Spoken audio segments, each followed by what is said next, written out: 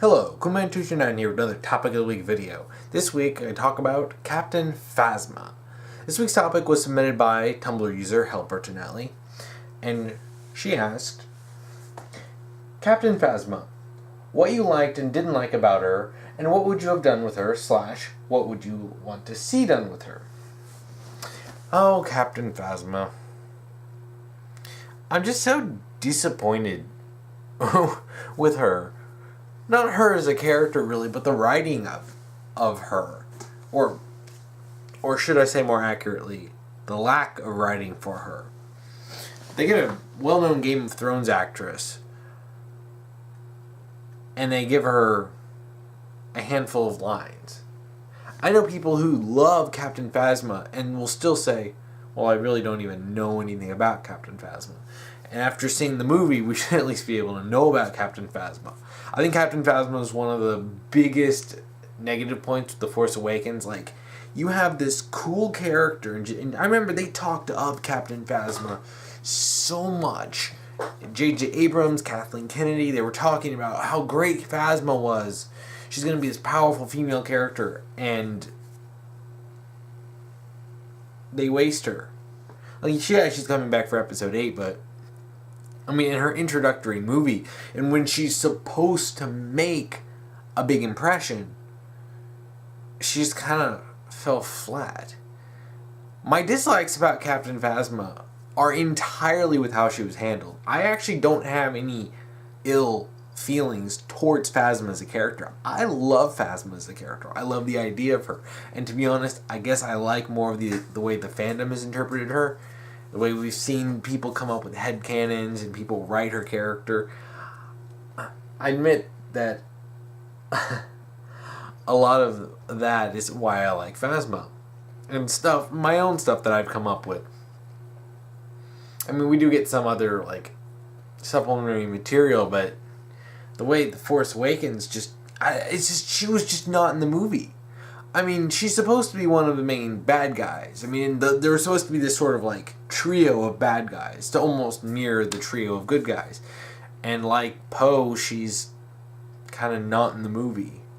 I mean, you have Kylo Ren, who gets the most focus, and he's supposed to be like the Vader, so of course that makes sense. And you have Hux, who's kind of in it. He comes in, he does something, and he just kind of doesn't matter for a while until he pops up and says something and then disappears again. And then there's Phasma, who's ultimately, outside of Poe, the most wasted character. And I mean, honestly, I really think they either should have cut time from Kylo Ren's storyline and given Phasma more of a role, or just cut her and introduce her in episode 8. I love the idea of her as this, she's the captain of the stormtroopers, of all the First Order stormtroopers.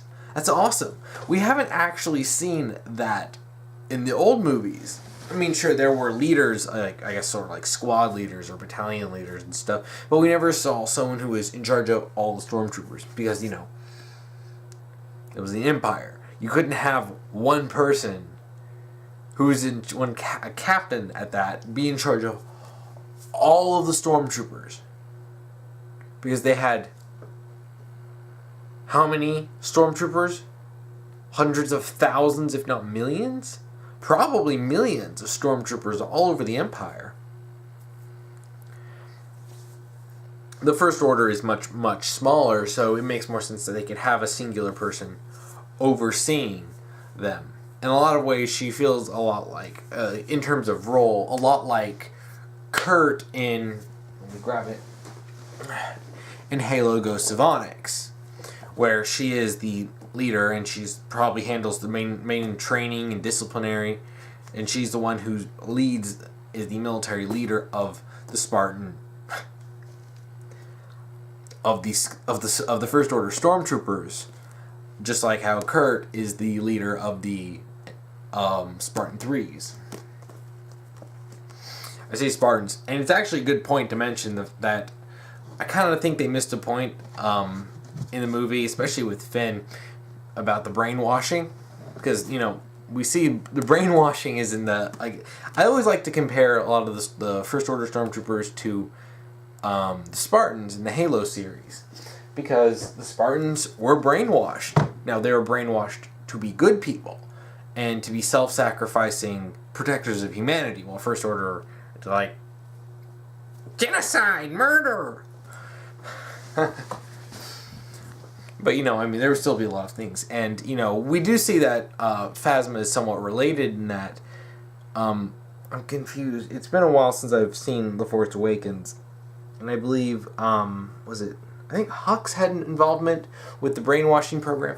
I'm not entirely sure. And I think there was only one scene where Hux and Phasma talked to each other. I think. And, you know, and that's just the problem. I can hardly remember any of these characters really interacting. Even with Hux and Kylo Ren, I remember one scene where, you know, they're talking to Snoke's. He's got Snoke's. And, you know, he's just, like, trying to pass the buck on to Kylo, and that's all I can remember of them interacting. But with, you know, with Phasma, getting back to Phasma, that's what this topic is about. I like the idea of seeing this type of military commander. And, you know, normally we see admirals and stuff, because, you know, they'd be flying more than they'd be doing ground troops, so you wouldn't see many generals. You have a general, you have a captain who is in charge of the stormtroopers, the stormtrooper, you know, army. And they don't see much of her. In fact, I don't believe we saw her issue really any military orders, do any ground combat. I don't even know if we saw her fire her gun. Don't know if we saw her fire her gun. I don't believe she fired her gun on Jakku, and that was the only time she was actually involved in any fighting. She just kind of walked in dramatically, which again is the portrayal, not the character. She's wasted, and it's so disappointing. I was hyped for Phasma. I was legit hyped for Phasma, and when I watched the movie, like, oh, Phasma's coming on, and then you're watching the movie, and it's just like, she's not doing anything. And the only thing that she ends up doing is lowering the shields and then getting tossed in the garbage. Like, really? It's like, is this what this massively hyped up character is supposed to be? Like, I want to see more Phasma. And, you know, it missed so many points of establishing... Well, this happened with a lot of the characters in The Force Awakens. We missed establishing character. We missed establishing motivation. We missed establishing, you know, role. We missed, you know, really, honestly, I can't even remember if there was a, well, what's that trope called? Jeez, I used to obsessively read TV tropes. I should have this all memorized by now. But introductory character moment. When they introduce themselves and they do something that gives you a big hint of what their character is, and you know, she just never really had that. She never had any defining scene. The only thing that was most defining was the scene that was already in the trailer, showing her like slowly walking, you know, into the battle, you know, the little attack on the village in Jakku, and it's disappointing because she can do so much more. I mean, you know, talking about what I would have, like, personally, like, I've written my own AU for The Force Awakens, where I tackle every little minute issue I have with the movie, and I basically write within the framework of the story that was presented in The Force Awakens, but I change a lot of stuff, and I definitely give Phasma and Hux more of a role. And I mean, it's important because I adapted Thrawn as the main leader of the First Order, so they all have some sort of like relationship to Thrawn, and they all loyally serve Thrawn. What I like, we know, I've heard that in supplementary materials you find out that her armor actually is legitimate power armor. Like, it's not just regular stormtrooper armor. This is like enhances her strength, and given the fact that she's already 6'3", Gwendolyn Christie is 6'3" anyway, you know, it makes her pretty strong, makes her pretty formidable. Oh, don't worry, just Chewie grabbed her off screen.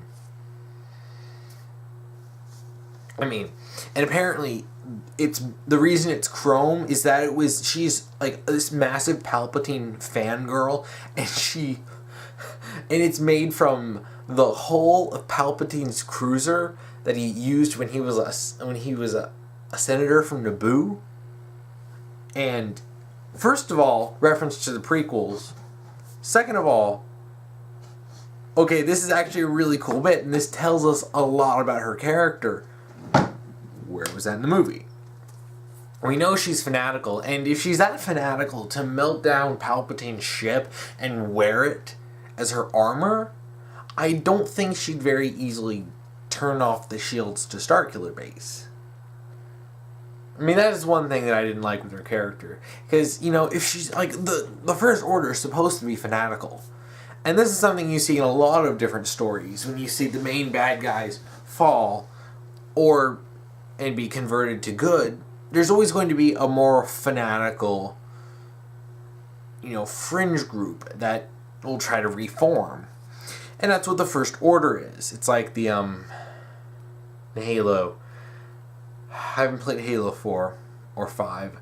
I believe they're called the Storm faction of the Covenant. The Storm, Impending Storm or whatever.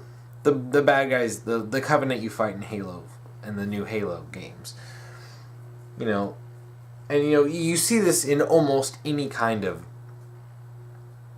story that has a big evil empire and then it falls and then either is completely destroyed or, you know, or like in the case of the Covenant in Halo, you find out that they're not all actually that bad.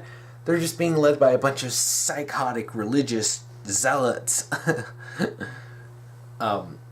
And then there's always going to be that radical group that tries to rise up again, and that is the First Order. So these are all supposed to be super fanatical people. And I really don't think Phasma would so easily turn it off. And I know why it happened. One, they probably were like, well, we need to give Phasma more scenes. And two, we just need to turn off the shields so they can, you know, do the trench run and destroy Starkiller Base. But, and just, what I would have done, like, if you gave me if you handed me the script of The Force Awakens, and I had complete creative control over what to do with it, I would definitely split the focus on villains between Kylo Ren, Hux, and Phasma much more evenly. Kylo Ren obviously has his story, and in my AU, the main story with Kylo Ren is that he's actually Poe's brother. And I may make a video entirely separate about my Force Awakens AU. I'll post a link below to the post. I actually made a post on Tumblr about it, and it's a massive post. It's like 5,000 words long. I write out the whole movie, and I'm not going to bore you with all the details here because this is just about Phasma. And I may do a separate video on that, just about that. But I'll have to think about that. And one of the things with Phasma is that she is fanatical. But one of the things that there was this anthology book for the three main characters, well, supposedly main characters, the Poe, Rey, and Finn. It was basically what was going on right before The Force Awakens started. Which, cool, I guess I would like to see more of this in the movie, but guess something is better than nothing. And, you know, the Finn section of the book talks about him being like the top stormtrooper. He's like the best of the best. He's also like not respected at all. And I'm not sure, because that's what a lot of people have said, is that he's supposed to be like the best stormtrooper, but then like no one respects him or something. I'm not sure. Honestly, I really would like to see more with the stormtroopers overall, because they're heavily implied to be trained very similarly to the clone troopers I love the clone troopers. I want to get to know more of these stormtroopers. And I want to see their perspective, even if, as the side of the villains versus the rebellion. And I want to see Phasma. And apparently Phasma is supposed to be like a mentor to Finn. And he's like her protege. And I'm like, that is so interesting. And this gives us a reason to understand the context of why, like, of course, they're all hyper fanatical, so him not, firing his gun at all on Jakku's obviously immediate. And him taking off his helmet is obviously reasons for, questioning why are you doing that. But, I really wish that in The Force Awakens we got that story of Finn and his sort of like he's betraying his mentor, Phasma. Like, okay, this is so cool. I would have loved to see Phasma in that role. It would have given her a story. It would have given, Finn more to do, because Finn's story, I felt was like missing something outside of, some of the portrayal. And I mean, I kind of wish a lot of it was handled more, his brainwashing stuff was handled more similarly to how we see the Spartans in the Halo expanded universe. But talking about Phasma, I would have liked to have seen Phasma have that relationship with Finn. I want to see him, because apparently, she considers Finn to be an excellent trooper, except for his kindness. He's too caring, because, they want to kill people. They don't want to help people. So, alright, there could have been this whole, like, subplot of her hunting Finn down. And, I mean, we got, TR-8R calling him a traitor, and, like, we could have also had, like, I want to have Phasma personally fight Finn. I want to see that. Not because Finn would win, because in a straight-up fight he wouldn't win. And even in my AU, he doesn't win the fight with Phasma until, he has Poe and Chewie helping him out.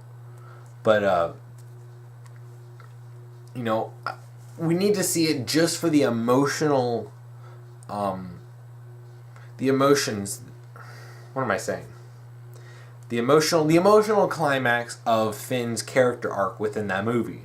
Because, he needs that. And he needed his own, storyline, really. That wasn't, I want to run away from Jakku. I want to run away from the First Empire. First Empire. What am I saying? The First Order. And Phasma, showing Phasma overtly in that role, it didn't even need to be much. All we needed to do was see, her interact with Finn, because the way she interacted with him in the beginning of the movie was kind of generic. Why are you taking your helmet off? Submit your gun for, firing check. And stuff like that. It's like, if she's supposed to be his mentor, if he's supposed to be her number one student, and someone she considers, the best of the best, I want to see that.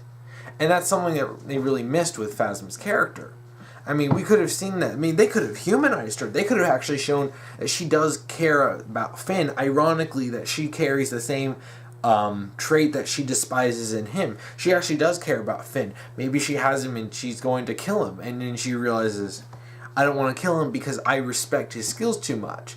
I care about him too much. I've spent years training him.